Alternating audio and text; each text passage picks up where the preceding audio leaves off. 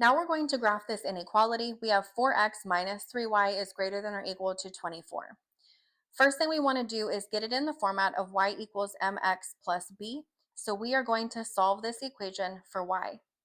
We have negative 3y is greater than or equal to negative 4x plus 24.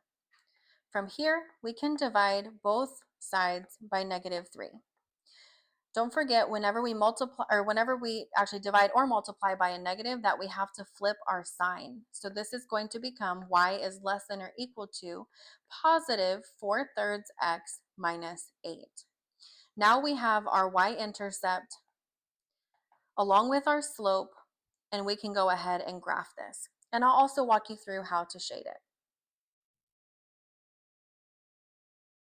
So we're going to start at our y-intercept, which is going to be negative 8. That value is down here. Next, from there, we're going to go up 4 units and to the right 3. So our second dot is going to be right here. Now we're going to connect those dots.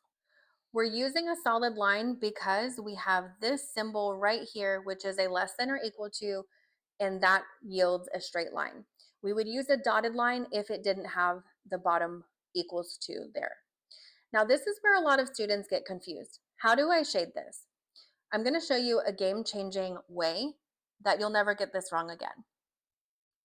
Since y is less than or equal to, we're going to ignore this part completely for just a minute.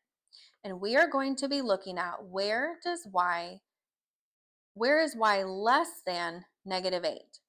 So you're going to look here at this y-intercept, and we're going to look at the number line and see where is y less than negative 8. Well, y is going to be less than everywhere below it, and that's how you know where to shade.